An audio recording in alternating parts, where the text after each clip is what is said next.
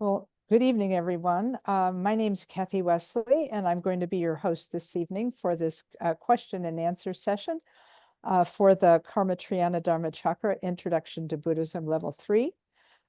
We've already had 5 classes in the series already on. We've had Khyentse Sanjay discussing samsara and nirvana. We've had 2 weeks of classes on the wheel of life, the wheel of becoming, with Lama Losang and Lama Tsultrim Yeshe. In addition, we've had the history of the Karma Kagyu lineage with Lama Karma Drodhul. And Lama Zopa has given us the teaching on the 4 lineages of Tibetan Buddhism. So I'm going to be your moderator and host this evening. You have a couple of choices. You can put your questions in the chat if you'd like to, if you would like them to be asked in the chat, then you can type them into the chat. What I'll do is I will look in the chat for questions, and if I don't see questions in the chat, you will have permission to unmute yourself and ask your questions by audio. I would like to encourage everyone to ask questions as briefly as possible and as succinctly as you can. I may ask questions of you after you've given your question, just to make sure we understand it. So I think everyone who's coming has the bodhisattva motivation of wishing to benefit all sentient beings, taking refuge in the 3 jewels, and to make this time together as good as it possibly can be. I'm so happy for all of you to have participated in this class, and I'm going to mute myself right now, and we'll see if let's see if there are any questions. Okay, there is one question. Pat is asking, I see many references to, and probably in Buddhist writing, to the rainbow body. What is this rainbow body? What can you tell us about it? And let's see if there's any of the lamas who have would like to begin on this. I don't know if any of you covered it in any of your classes. Anybody cover it in class so far? Oh, Lama Karma. Okay, yes. Would you like to begin for us, Lama Karma?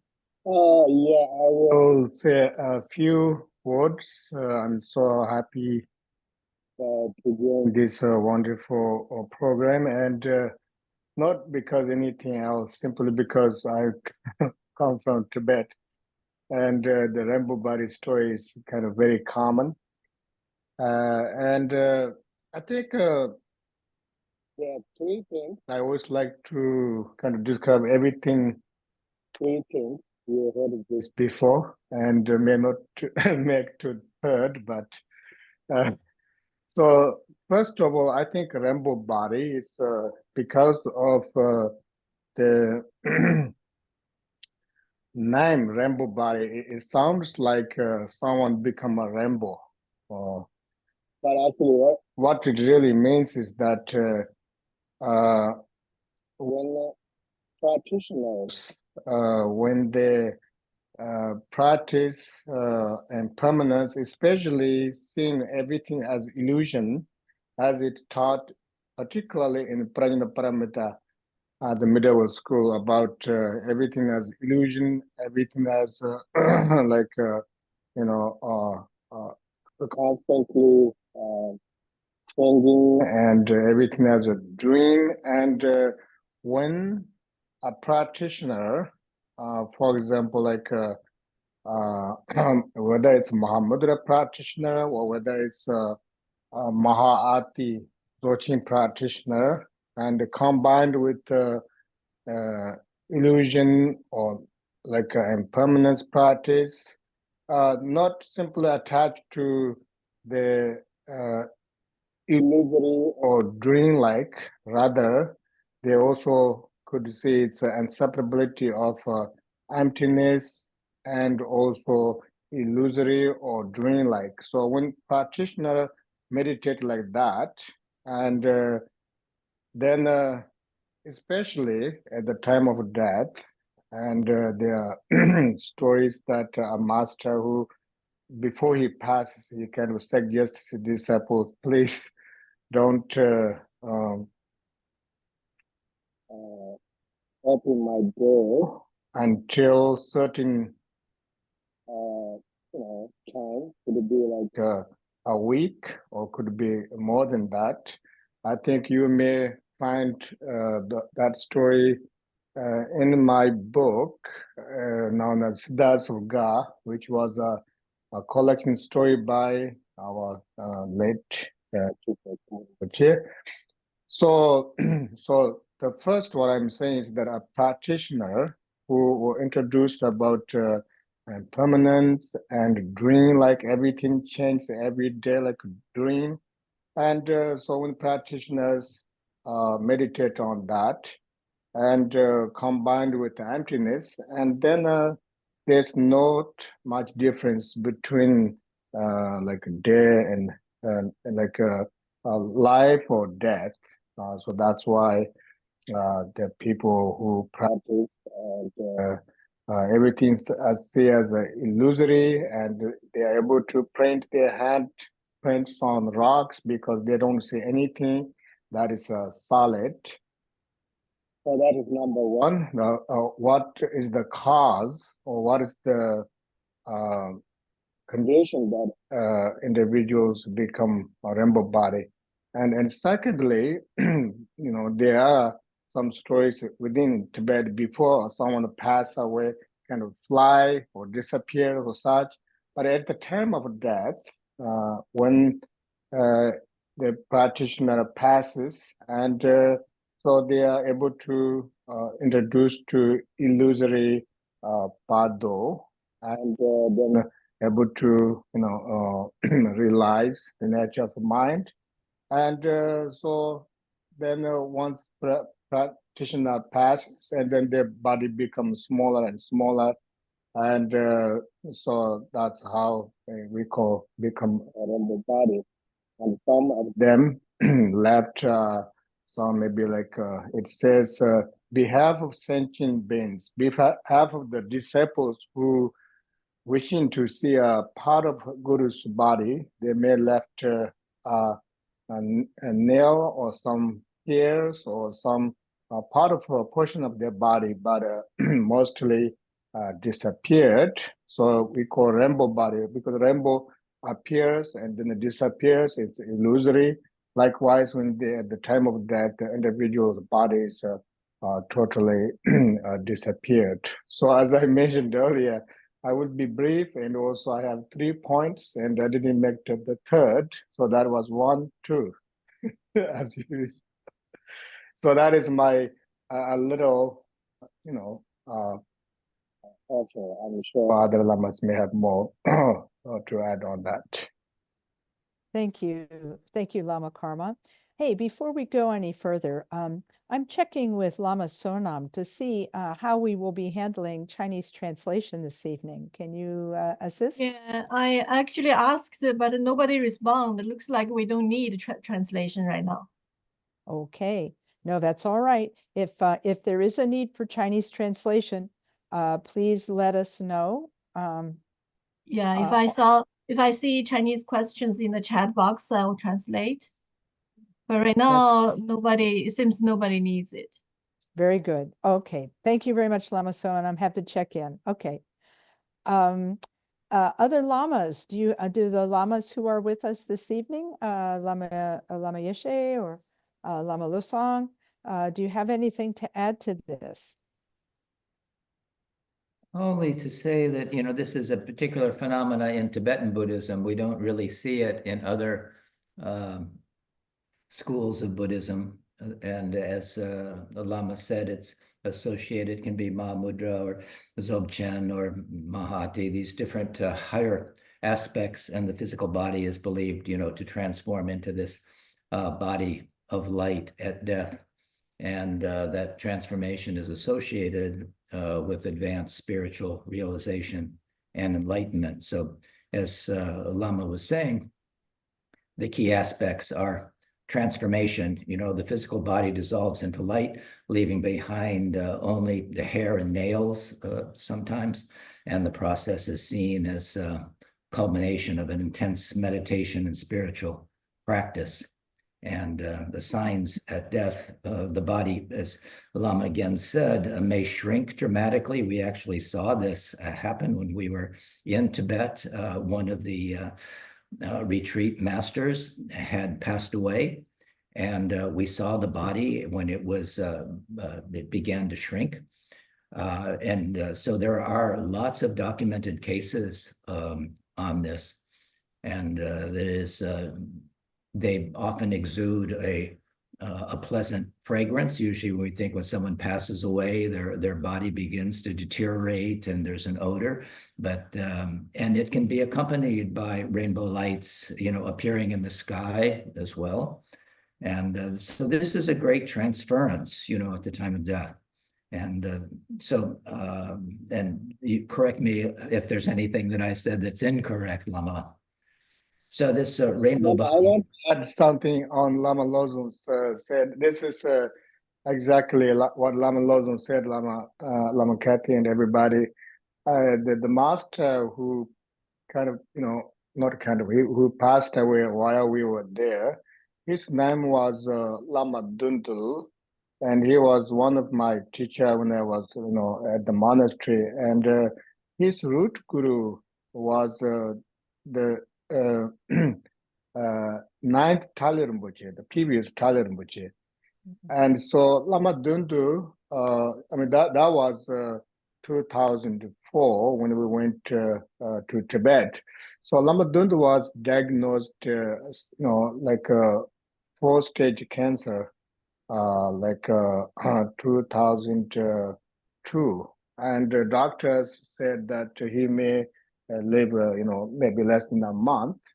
But Lama Drodhul kind of insisted that he will not die until he sees his root guru, which was the 10th Tali Rinpoche. Ninth Tali Rinpoche. And so when we went there, Khenpo Rinpoche was there, so Khenpo Rinpoche had a little, a conflict with oxygen, so he couldn't really go there. And then he sent me a lot of blessing pills, including black pills. And I went there, and Lama Drodhul was considered a really big Lama. Physically, he was very tall, very built, and he was very skinny.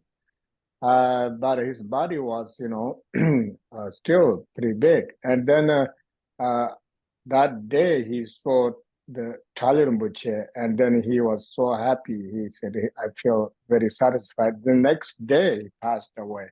And so when we went to see him, his body was become really so small. And if they left his body a few days, could be disappeared. And I think two days or they cremated, because they consider his body is, leaving his body behind, whatever left will be very, very special. So that's all right. Maybe I made a mistake, Lama Losang. Were you there in 2004? Yes. Oh, okay. Anyways, a long time ago. It's been too long. Well, thank you, Lama Karma. Thank you, Lama Losang. I appreciate your answers to this question. While you were talking, several more questions came through. So I would like to begin with Barbara, who has asked a history question. Now, I need to advise you, Lama Zopa was unable to be here because he is leading the Chenrezig puja this evening at KTD. But it's possible that this subject, that the question you're asking, Barbara, might be answerable by one of the other lamas. So let's ask your question. with regard to the history of Tibetan Buddhism. How long, how many years was the interval between the assassination of the King Long Dharma and the reintroduction of Buddhism of the Sarma school? How many years passed between the assassination of the anti-Dharmic king, King Long Dharma, and the return or the new flourishing or the Sarma, the reintroduction of Buddhism through the Sarma schools? And then the second question to this was Atisha involved with this repatriation, if you will, of Buddhism in Tibet right away, or what did he come after the reintroduction of Buddhism to Tibet? Do any of the lamas know about the length of time between the assassination and the return of these of the Dharma to Tibet? And if so, do you know Atisha's time and role? I checked this from ChatGTP, so no Lama need is needed. It's 150 to 160 years between. And Atisha, 150 to, okay. 150 to 160 years about. And Atisha came a little later than the installment, a little later, but he did contribute a lot. What did you say about the 100 what? 150 to 160 years. Oh, that makes sense. In between the Dark Age. No, Lama, that's only like we are talking about it, 18th century or something. Of the Lama. Like there's the long Dharma, and it would be more than 1,000 years. More than 1,000? Yeah. How come? Let's say first come up to some chamber where we did like 900 years for celebration, right? So yeah. How come is that then GTP is not right? So Tsultrim Gambo was like the Dharma king, Tsultrim Gambo was like 6th century. Tsultrim Gambo, the Jaza Konjo, the history, and the Long Dharma was after that. Is that more than 1,000 years, and I don't know exact. And regard with Lama, it said the reintroduction of Buddhism, known as the Sarma or New Translation, began around the 10th century. The revival. That's Sarma. Yeah, Sarma. That's but Sarma. There was Long Dharma story also asked, and then Atisha was the time of Naropa. That was 11th century. Yeah, because Atisha was also relying on the great master Naropa also. Oh, then the ChatGTP needs to be trained by you, Lama. No. I think that's even wrong.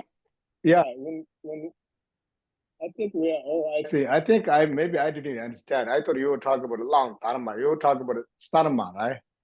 It said the interval between the disruption of Buddhism following King Long Dharma's death and the reintroduction of the Sarma schools was roughly 100 to 200 years. Is that here? That's true. That's true, because I thought you were talking about Long Dharma's history. Okay, now we have. Right? It is Long Dharma. Yeah. Long Dharma. But Long Dharma was way before that. Okay. Okay.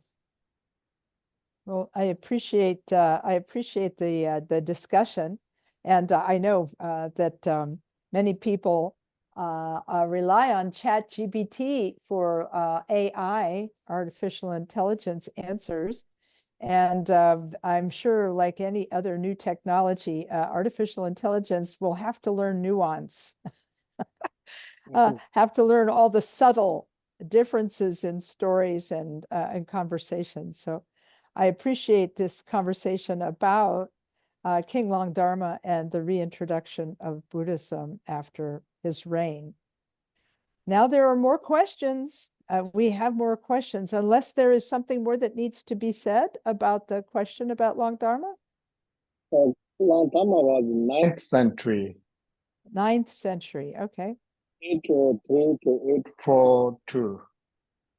He was when? 843 or 842. Okay, yeah, all right. That's helpful, thank you. All right, so the next question, Peter, I want to make sure I understand your question, so I may ask the question back to you for a moment.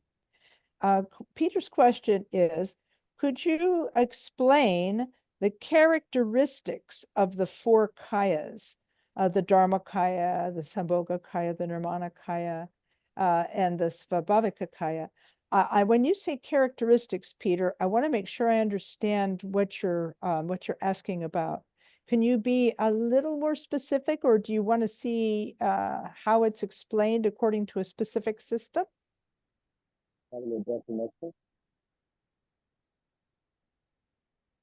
Yeah. Okay, let's see if I see an answer from him.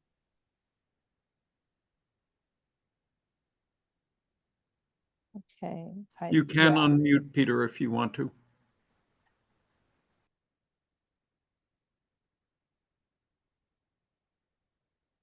Okay. Well, I'm not seeing an explanation. Peter, you can unmute if you wish. Okay, here it is. Just the differences in application. Oh boy, I'm not sure I understand the question, but let's see if the Lamas can help. The question, as he has written it, is, can you explain the characteristics of the 4 kayas, the Dharmakaya, and so on? Would one of the Lamas like to start this discussion? I think I understand the definition of the 4 kayas. Okay. The definition of the 4 kayas? Okay. Lama, did you say you'd like to begin?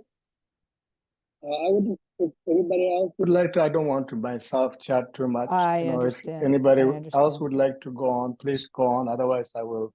So we talk about the 4 kayas, we're talking about the Dharmakaya, the Sambhogakaya, and Manakaya, and the Svabhavakaya, as you know. So the nature of the Dharmakaya, represents the ultimate reality and truth body of the Buddha. And if we're looking at characteristics, we might say it embodies the essence of enlightenment, characterized by emptiness and omniscience. And it is beyond conceptual understanding and is considered, the ultimate reality. And Sambhogakaya, its nature is known as the enjoyment or bliss body, it's also called. And its characteristics, this form is perceptible only to highly advanced beings. We talk about Chenrezig, for example. There's actually people who have opened their wisdom eye and can see these yidams or bodhisattvas. So this form is perceptible only to highly advanced beings, such as the bodhisattvas. And it is associated with the transmission of teachings and is adorned with the perfect marks of that realization. And Nirmanakaya is the nature is the emanation of manifestation bodies, such as our Buddha of this eon, Shakyamuni Buddha, or of this time. And its characteristics is this is the form that appears in the physical world, to benefit sentient beings that we can actually perceive, such as Shakyamuni Buddha. And it can manifest in various forms, including the supreme manifestation, and some artistic, it can manifest as almost anything. And the Svabhavakaya nature is called the essence body, I think we would say.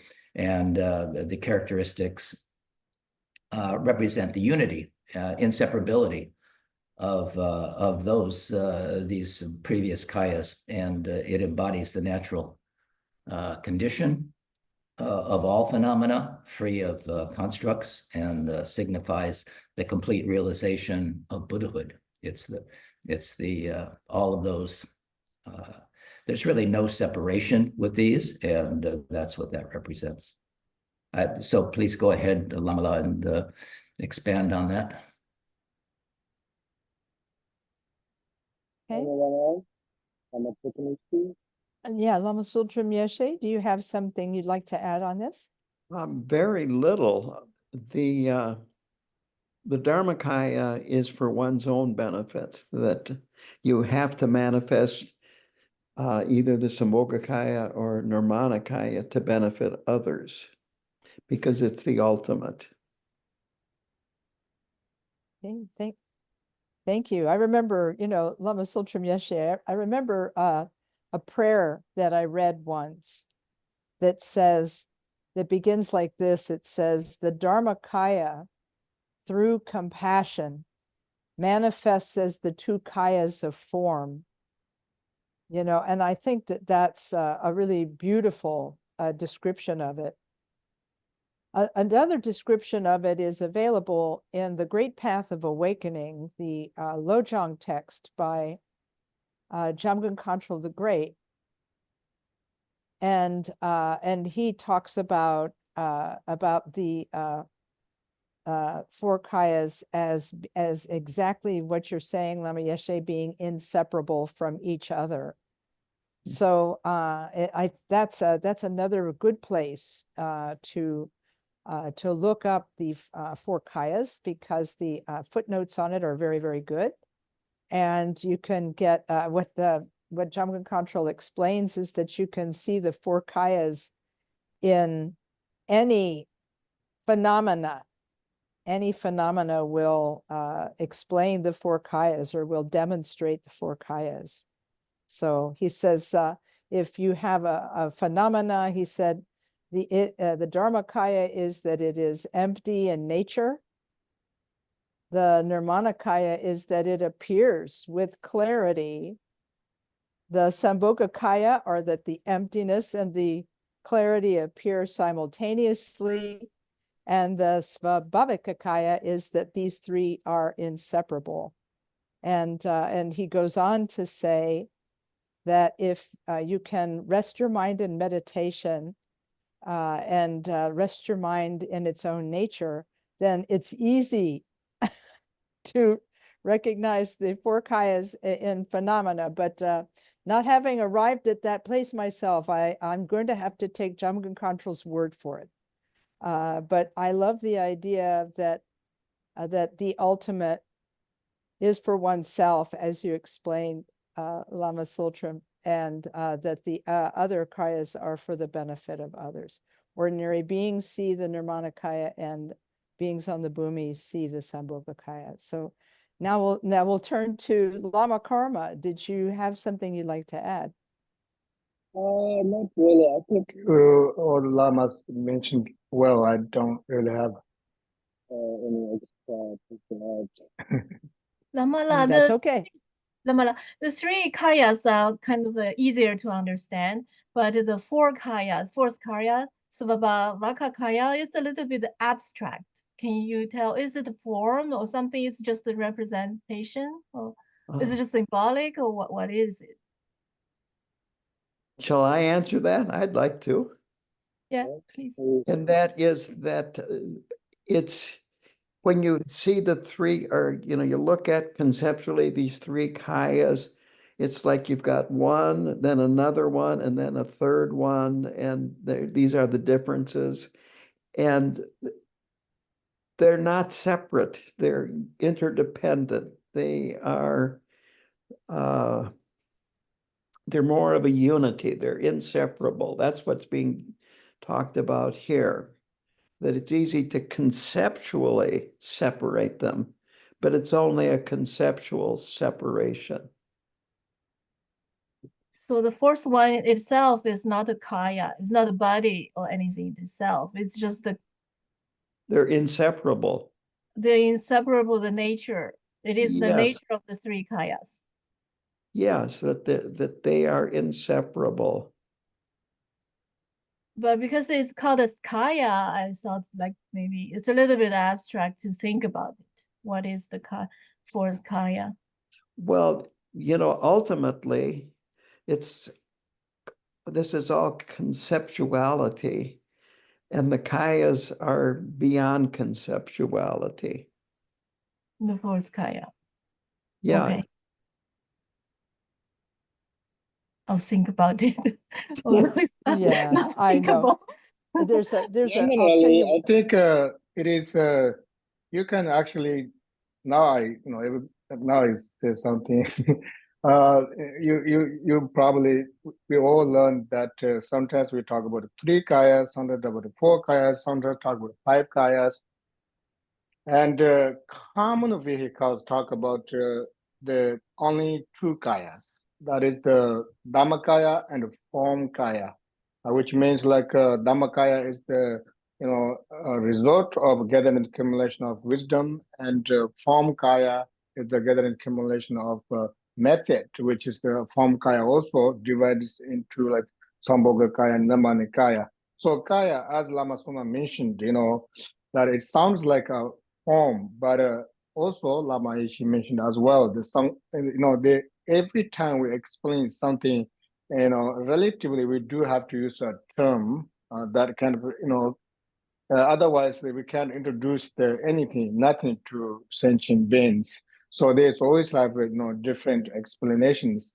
And I think there's nothing else to add because, most of you Lamas already mentioned, but practical level, I think even though we are beginners, it is something I think extremely important to kind of remind ourselves. For example, like when we are, sometimes like myself, like intensified by emotions, and as Tsultrim, which is description and talk about also like younger counts, like when you experience like a very strong emotion, and we as a beginners, we see as emotion, feel as emotion something sorrow, something really demanding, something effective, our emotion, something like a really damaging or such, disrupting. However, as a practitioner, this is why the kayas are so important, because it is mentioned that when you experience those emotions and ultimately nothing is happening, it is absolutely quiet. Our mind's nature is very quiet and always vivid and pure. That is actually Dhammakaya. And then while we are, the mind is quiet and our minds manifesting something like a very emotional and stress and vividly, and that is considered the Sambhoga Kaya. And then while we're having this very vivid clarity of our mind, and there's no way we can stop our thoughts. It's just constantly coming, reborn and coming, and that is considered, Namanikaya. So within that very, very sometimes like real, very suffering emotion does have those qualities, because even though we are not realized, however, when we as a practitioner sometimes remind like that, it is very beneficial. And then Sabhavigakaya is, as Lama has mentioned before, that it's an inseparability of Dhammakaya, the emptiness, the Sambhogakaya, clarity, and Namanikaya is the manifestation. So that's how, if we just apply them into our daily practice or emotional level, and as Khyentse Rinpoche described, went through the previous column, which is teaching on Mahamudra, known as what is called, Lama, like Single sufficient virtue. Oh, that's yeah, right. Yeah. that's very clear there. So yeah, I thought maybe something to add to that. Yeah, thank you for bringing up that book, Lama Karma, because that is a wonderful, simple, but very clear teaching by Khenpo Karthar Rinpoche, based on the text, the Mahamudra text by the previous Kalu Rinpoche, on Mahamudra. And also he says some really interesting things in there about why Mahamudra practitioners still need to accumulate virtue and do mantra practice. So there's a lot of really good pieces of advice in the book. I can't believe we have so many questions. So I'd like to move to the next one if it's all right with everyone. This next question is coming from the class on the Wheel of Life. Rob's question is this: when we covered the Wheel of Life, it was described that there was a Buddha present in each of the 6 realms of samsara to provide Dharma to the inhabitants of each of the 6 realms. And that means that there were Buddhas in the human realm, as well as in the God and the demigod realm, as well as a Buddha in the animal realm, a Buddha in the Preta realm, and a Buddha in the hell realm. And so the question is, in the animal realm, how would the animals accept the Dharma? And how would animals move up to a higher realm? So I think I'm going to turn to the 2 lamas who presented. That would be Lama Losang and Lama Tsultrim Yeshe. And would one of you like to go first and address I would Rob's gladly go question? first. Okay, thank you. I'm going to start out by saying that Tai Situ Rinpoche came into the 3-year retreat that I did. And while he was there, he said this, that an animal that is destined for the human realm, their last animal birth will be that of a dog. And if any of you have ever had a dog, you know that dogs can behave ethically. They can behave better than a lot of people. And they can accumulate a lot of merit by the behavior that they engage in. And this is what it takes to be reborn a human, is merit. Now, a Buddha could appear in many different ways, limitless ways. And so it isn't necessarily that the Buddha that would be trying to bring animals into a higher realm would appear like a human. They could appear like another animal. They could appear like anything. So this is, it really, when we ask the Buddha to teach in like the 7-branch prayer, we ask them to teach according to the motivation and the aptitude of the being. So it could be limitless the way that a Buddha would be teaching an animal. But as I said, this is what Tai Situ said about dogs being most likely to be reborn human. And I'll just leave it there and let the other lamas continue from this. Lama Losang, you are the co-presenter of this class. Would you like to add to that?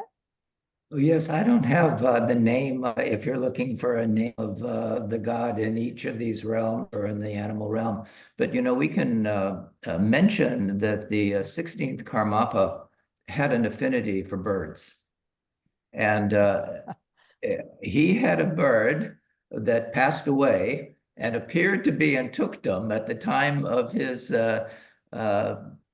death and remained in that state. Tuktum is a place of meditation that that's why you don't disturb a body of a practitioner, so that they can have that time to meditate and move through the bardo with some ease. But it is that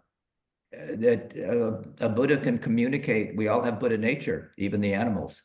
And so how that is done, I can't tell you, but the 16th Karmapa could do that. So the gods in that realm can also manifest in such a way that they can bring realization to an animal. And we see animals, if you look at your feed for YouTube or things like that, we see animals doing very compassionate things, removing animals, helping them out of the street if they're in a situation where they can get hit by a car, or all the different aspects. So it is perfectly possible for an animal to achieve realization, and see at least at a certain level. But I don't know if that answers your question or not, but it is an aside that I wanted to mention. Thank you you. so much. Yeah. Thank you. Yeah, if you want to, I can give you the Sanskrit name of the Buddha in the animal realm that's in the picture. I just sent the Tibetan and English name for the 6 Buddhas, which are widely taught in the Shuto practice about manifesting, the different Buddhas of the 6 realms. And the sacred lamas, especially the 4 lamas who taught, covered already. But, like animal realm, like, Buddha, all of those, like how can they teach the animals? And you may not totally like teaching as like how we teach, like we teach certain languages, because when the like Lama Tsultrim mentioned, like there's that also saying in Tibet that if somebody animal who going to take rebirth as a human being may take take rebirth as a dog and then go from there to human being, and so each of these realms also represent like each of those 6 Buddhas, and they manifest accordingly when there is such a karmic connection of those animals, and not particularly teaching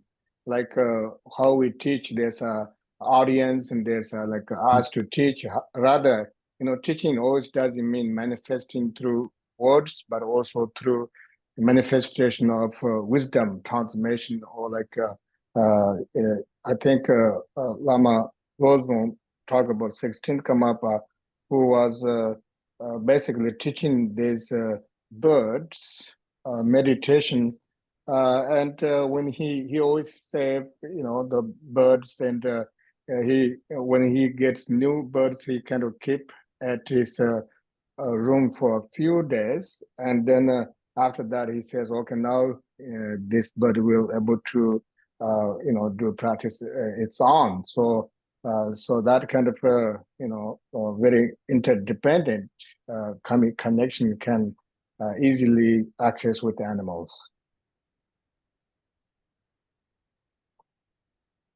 Okay, thank you. And I appreciate Lama Karma. I appreciate you writing the names of the Buddhas in the chat. So thank you for that. And the Tibetan word seriously, because I see a lot of errors, but there is that. Yeah. Lama Kathy, there's a request in the chat for Chinese translation. I just want to that. I communicated with her, and I can recount what we have discussed after the class to her, because she's the only one who needs the translation. So to save everybody's time, I'll connect with her after the class. All right. I'll do it. 如果你是有交流，我会翻译。Okay. Thank you. Okay. And in addition, people who like books, if people like books, there's a book called Trainings in Compassion. And it was published by Nalanda Bodhi. And each one of the 6 Buddhas in the different realms is named as Lama Tsultrim Yeshe said, in Sanskrit and in Tibetan. And so you can find out a little bit about that. And let's see, there are still more questions. So if you're ready, we can move on to the next question. And the next question is regarding the Buddha fields. This one's from Tsunma Tseki asking, are Buddha fields the mandalas that are experienced during nirvana? If so, are there different kinds of nirvanas?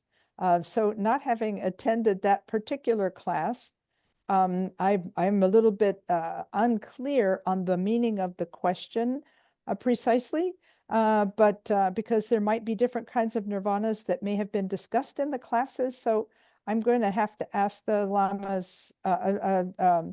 Sunma, do you have a further clarification on this question, or should we ask it as is? I guess I'm just mainly wondering, what's the relationship between Buddha fields and nirvana? Okay. Oh, I see.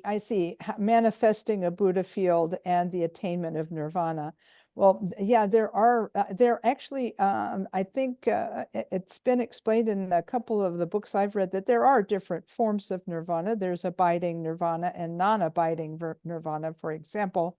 But I may have to ask the lamas here to explain a little bit more about that. All I remember from my own training is that that the word mandala, whether it's in Sanskrit or or Kilkor, which is the Tibetan, means a center and the surrounding, and it has to do with the manifestation around the practitioner when they attain Buddhahood. So I'm going to need to rely on other lamas to complete the answer to this question. Thank you, Sunma, and we'll see if we can't get that taken care of. Lamas, who would like to begin the answer to this question? Well, I'll start, and I'm sure the other 2 lamas present will have much more to say. But nirvana is, as Lama Kathy mentioned, there are different definitions of it. It starts out with the Shravaka nirvana, which is just realizing no self. But it's not becoming a Buddha. You're becoming an arhat. Now, when you get into Mahayana and Vajrayana, they talk about the inseparability of samsara and nirvana, that you actually transcend that duality. You enter non-duality. And so we have these Buddha fields, the 5 main Buddha families, and in each of these 5 Buddha families, you have a head Buddha, and then you have their realm, and there will be a mandala there with certain bodhisattvas in each of these realms and so forth. And for us ordinary beings, we want to be born in Dewa Chen, Amitabha's Pure Land, because you do not have to have a high level of realization to be reborn there, that it can be based on our aspiration, our devotion, our faith, our trust. And so Chen Rezi is in Dewa Chen. And I'm just going to end it there, that this is where Rinpoche recommended all of us be reborn in, and Karma Chagme too.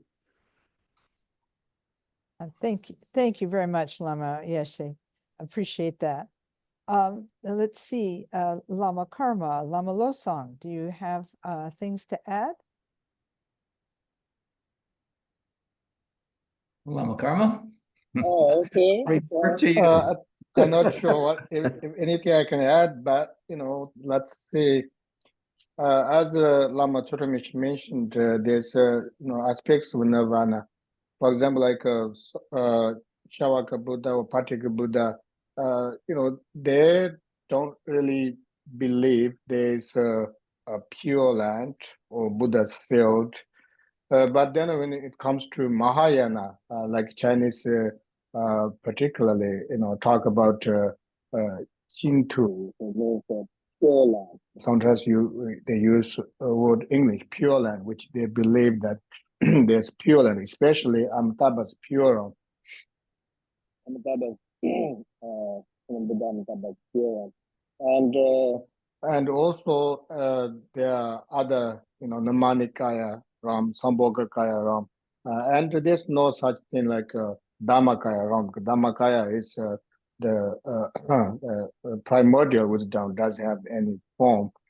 And so when the individuals who practice and what's the when they achieve certain realization, sometimes we in the chantings or teachings talk about the Lord of the gathering, Lord of the gathering of the darkness, which means someone highly realized, like his own Kamapa, even though he manifests as like a human being. But at the same time, as it mentioned by the Kamapa, that they are innumerable Kamapas also manifest as like Lord of the darkness or Lord of the pure realm, such like Chakasambara, etc.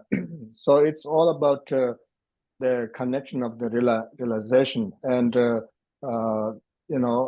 ordinary individuals like ourselves, it is extremely important to inspire to take rebirth in Amitabha's pure, because the difference is that until you achieve the first booming of Bodhisattva level, or maybe eighth booming of Bodhisattva level, you cannot achieve in other higher, like Namanika Ram or Sambhogakaya Rams. But Amitabha's pure is exceptional due to the aspiration of Amitabha. Therefore, even though we are so, emotionally suffering and stressed, and so all this thing happening, at the same time, if we manage to recite Amitabha's mantra and sincerely pray to Amitabha's puram every day, and you don't have to be knowledgeable, you don't have to have any other special visualizations. Simply have a like gather accumulation of merit, whatever practice you do, may I able to take rebirth in Amitabha's puram, especially thinking that I will go to Amitabha's puram, and then we are able to take rebirth in Amitabha's puram. And once we are born in Amitabha's puram, we are already achieved the first booming of Bodhisattva level. I mean, if we are talking about shortcut, that's the shortest. I mean, what a shortcut, really. And then the day before you die, we are just suffering and on like on bed, deathbed, and the next day you're in an Amitabha's puram, and that is, I think, it's extremely important. But that's should I explain.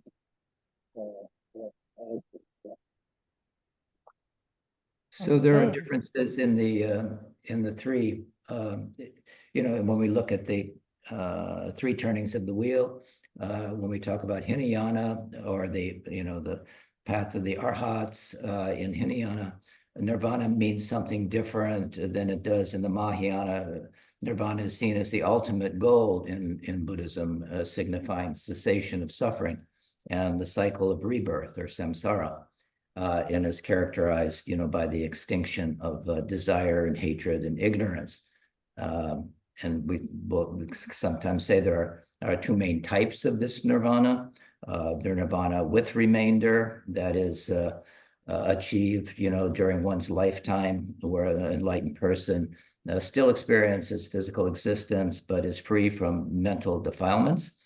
And nirvana without remainder, attained at death, making complete liberation from the cycle of rebirth and all worldly attainments.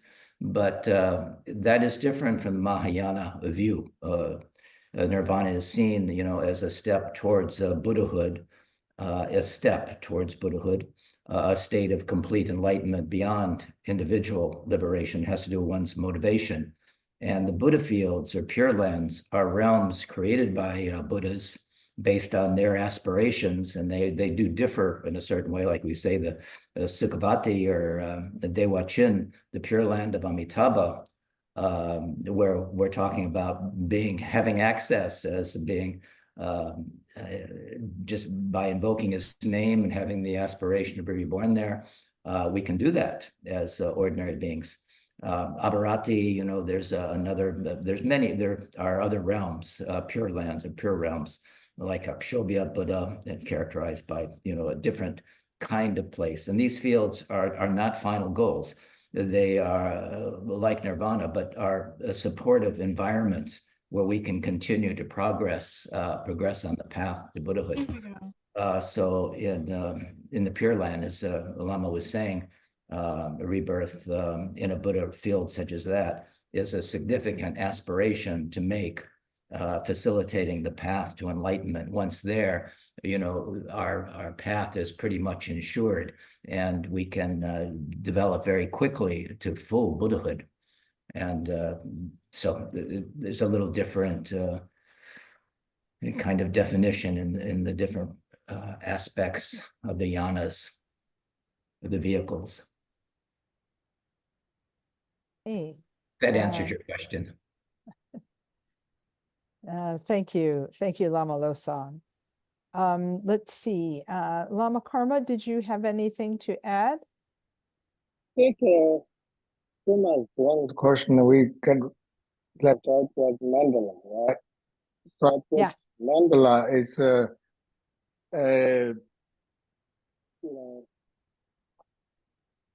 kind of a projection, let's say manifestation of pure lands. Like once you're born in pure lands, there are certain.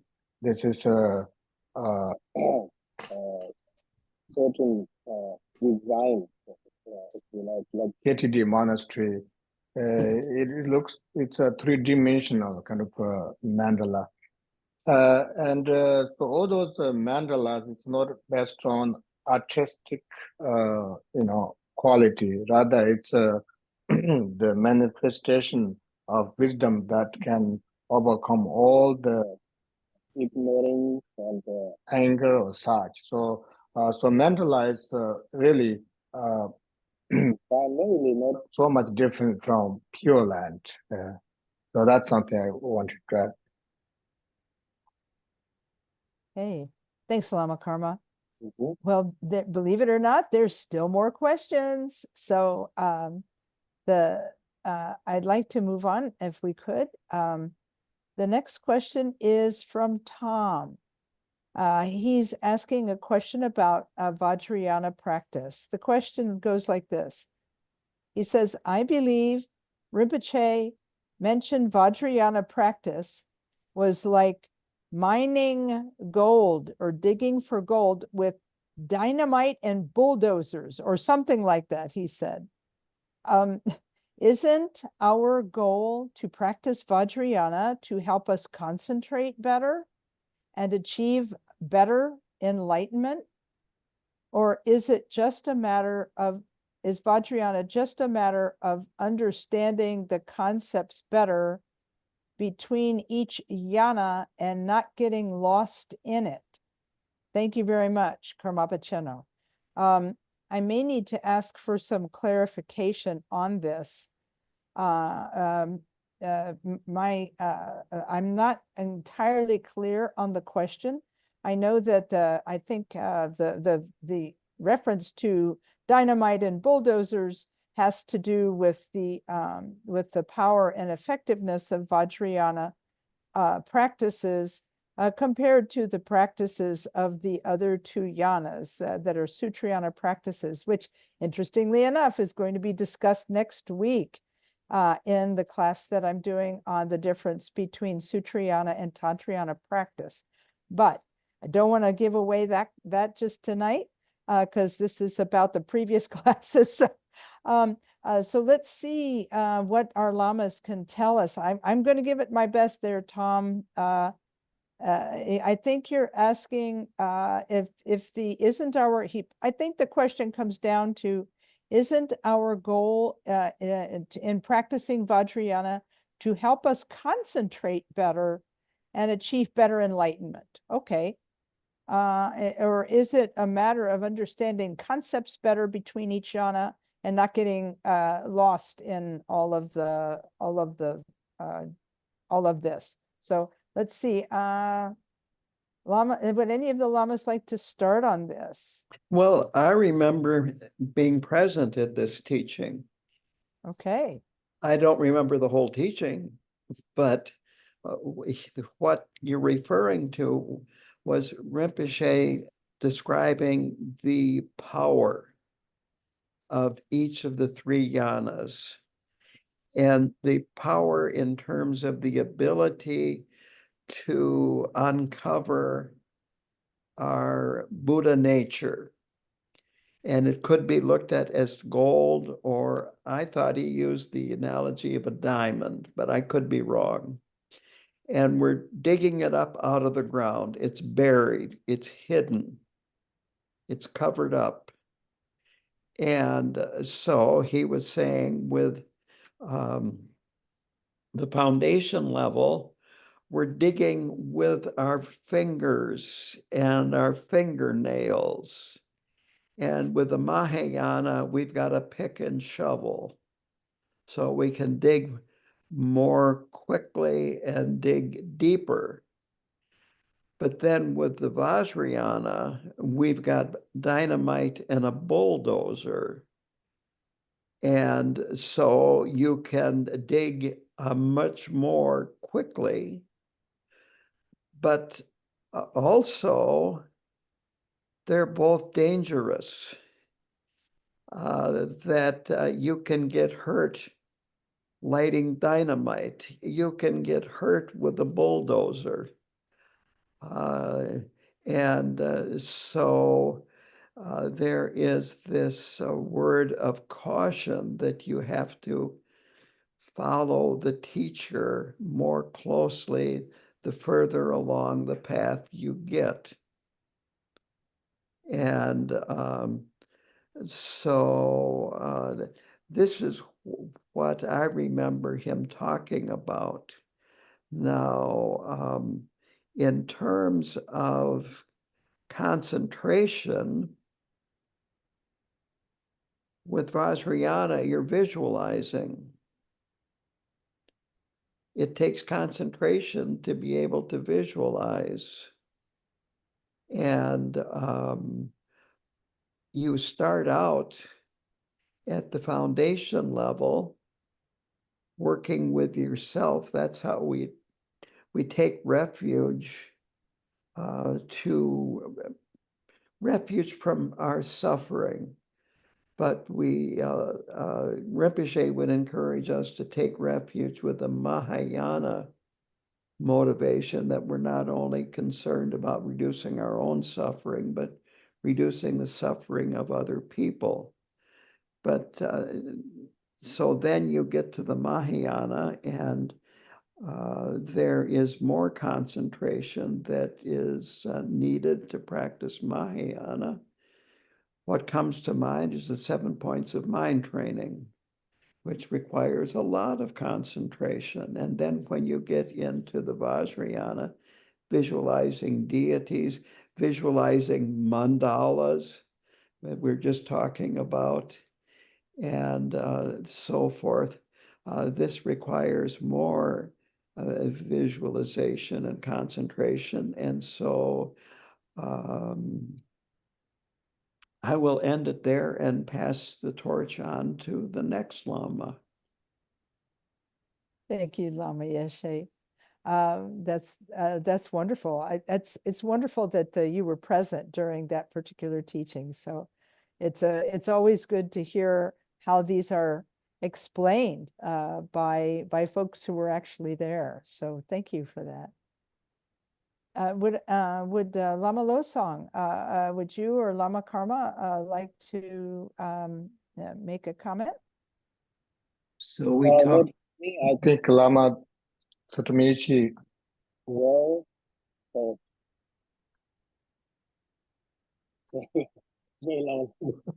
I see you tomorrow. Yes. Okay.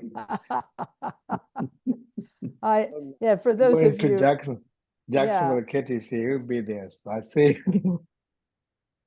All right. Ah, So, you know, the Vajrayana is called other things as well, like Mantrayana, because it uses different methods as well. So these are more esoteric practices. As Lama Yeshe said, it does require visualization. You consider yourself the deity and you see this world as a pure realm right from the get-go. So these spiritual practices are known as tantras, Tantrayana. And these practices are believed to enable the practitioner to achieve enlightenment more swiftly, potentially within a single lifetime, as opposed to the Sutrayana, which can take eons, certainly many lifetimes. So it is a different orientation. And Vajrayana employs you know, a rich array of symbols and rituals, including mantras. That's also different from the Mahayana, basically, as well. And mudras, you know, these are, so with body, mind, and speech, we do these mudras are gestures that are used in these rituals or practices, and mandalas. You see these sacred diagrams that also, and these elements are used in meditation and visualization practices to embody the qualities of enlightened beings, and we see ourselves like that, and we always dissolve them into ourselves and feel like we have these qualities. It's like water into water, transforming the practitioner's perception of reality. And the role of the guru also plays an important part in Vajrayana. The guidance of a spiritual teacher or guru is crucial in Vajrayana. And guru initiates the students into these, we'll say, esoteric practices and ensures that they are correctly understood and applied, given their complexity and potential risks. As Lama Yeshe mentioned, they can be dangerous if not used properly. There can be risks involved with these. And he also said that we use our imagination, our visualization. Vajrayana harnesses the power of our imagination through visualization techniques, where practitioners visualize themselves, again, as deities or Buddhas, and cultivate the enlightened qualities within themselves. So each of the Buddhas or the Bodhisattvas that we see when you walk into a Buddhist shrine are aspects of your own mind. And this is seen as a direct path to transforming one's consciousness into those different manifestations that you already possess. It's just manifesting, becoming familiar with them and integrating them with the Mahayana philosophy as well. So yeah, while rooted in the Mahayana Buddhism, Vajrayana emphasizes the Bodhisattva ideal, you know, compassion and loving kindness and the action for benefiting all beings, and integrates this with its unique tantric methods. So these elements, you know, combine to make Vajrayana a very potent path within Buddhism, and accelerates the process to enlightenment. thank you, Lama Losang. I'd like to finish with a quote of Khenpo Karthar Rinpoche's. Yes, please. He said that there are other powerful spiritual paths in the world, but there are none that are more powerful than Vajrayana. Thank you. Thank you, Lama Yeshe. Well, we have 2 more questions, and we have about 15 minutes in our program. So if it's okay, I'd like to move to these next 2 questions. One is that Pat is asking another question about the rainbow body. So let's see if we can help Pat with this. It says, thank you for the conversation about the rainbow body. There is much to contemplate. Then Pat says, another word I hear often is anta. Oh boy, I'm not going to spell it right. I'm not going to pronounce it right. Wait a minute. Antakarana, translated as bridge of light. Can you say more about this? Let's see. I know Lama Karma, you said you wrote about the rainbow body in the book Siddhas of Ga. Have you heard of this? Yeah, you are reading backwards. Huh? Where's that? I don't see Oh that. yes, this will Oh, be Barbara, with regard with the history. it's under let's see, it's fairly early. Barbara's Very question, early. then Peter has a question, then Rob has a question, then Pat has a question. So look under, as you're scrolling, you'll see the question from Rob, and then you'll see the question from Pat. There are Okay, timestamps Rob. on them. It's Okay, 8:23. thank you for the conversation about this is much to contemplate. Another word I hear often as Antakarana, translated as the bridge of light. Can you say more about bridge of light?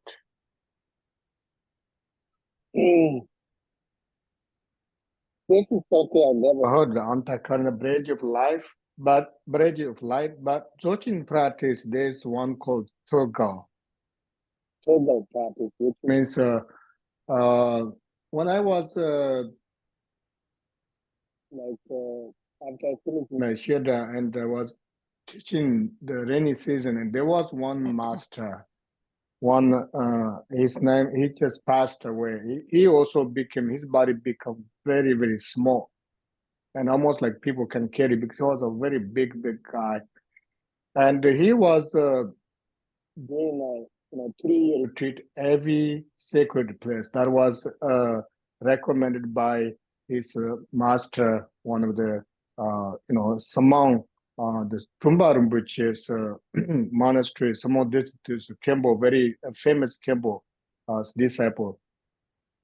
And so he practices this so-called Tilgal. Tilgal and Jezela, that means he goes up on the mountain, and then when sunrise and or sunset, he just look at the rays of the sun, which actually mentioned in that particular Dzogchen teachings that when practitioners achieve that particular level through the rays of the sun and mix with nature of mind, and it doesn't hurt your eyes.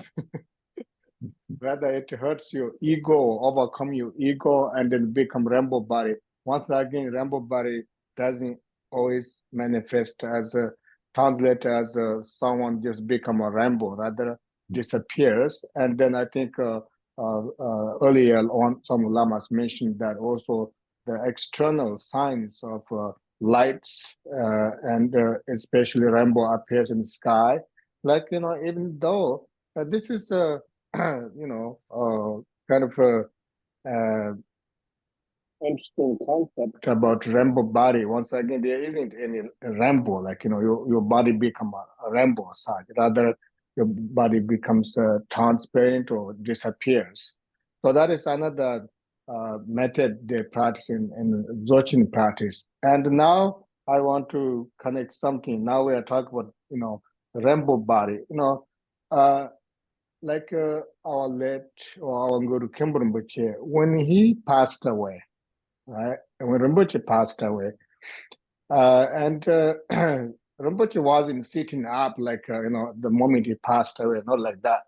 Because when practitioners when they pass, and whether they are in meditation or not, it's not about the posture. It's about how the expression of their face, or the warmth of their heart, and the external signs. And when Rinpoche passed away, I remember that I was driving up, and there were like rainbows in the sky. Especially his warmth of the heart did not disappear until maybe like 7 days. And the Lama Tashi and Lama was constantly checking with him.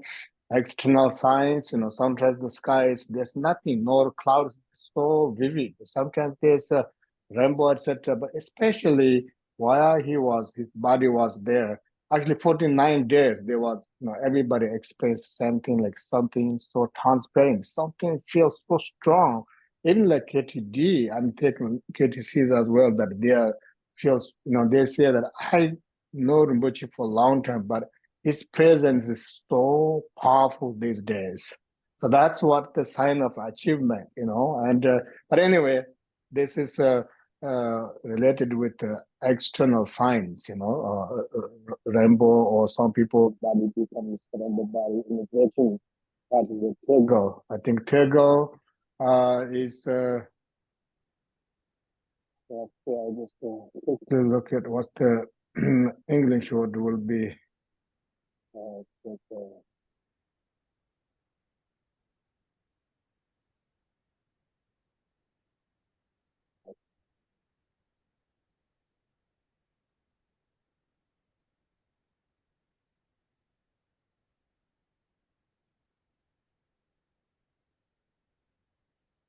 We're waiting. Lama Karma is doing a lookup. Direct crossing. Dzogchen has 2 main sessions, Cheche and Tegel. The former emphasizes primordial purity, Pada, and the latter spontaneous presence, Lundu. So this is part of just to simply it's the Ramzan Yeshe translation. Aripema Kunzong consider a very good translation. Anyway, so that's what I could add, and I don't really know what the particular Sanskrit or about typed. I really don't know that. What's that one? Translation. I just did a quick look up in Google, and Antakarana is a Hindu philosophical concept, particularly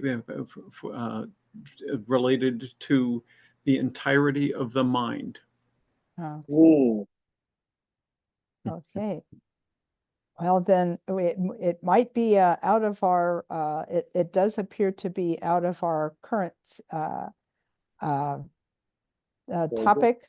And so what we might want to do is, thank you, Lama Karma. He put definitions. Togal was direct crossing. And then, and I appreciate that. So you can look that one up in the chat, and appreciate your putting that there for us. It says Dzogchen has 2 main sections, Trekcho and Togal, which I can't pronounce properly. The former emphasizes, primordial purity, yeah, and the latter, spontaneous presence. Okay, very good. It's similar to like when we talk about the compilation stage and what's the other one? Compilation stage and 2 stages. Oh yeah, the creation and completion. Yes. Creation stage. What's the other one? Completion stage. Completion stage. So in Dzogchen practice, they practice this. Kada is the completion stage. Kada, and then the Purgal and Cheche is the more similar to creation stage. Okay. Thank you. Well, then we only have one more question that I can see right now. And that is, David is asking, he says, what are the 3 actions most beneficial for a very early beginning practitioner? Is it compassion practice? Is it to reduce the 3 poisons? What are the 3 most important actions for beginning practitioners? So Lamas, would you like to offer some thoughts about that?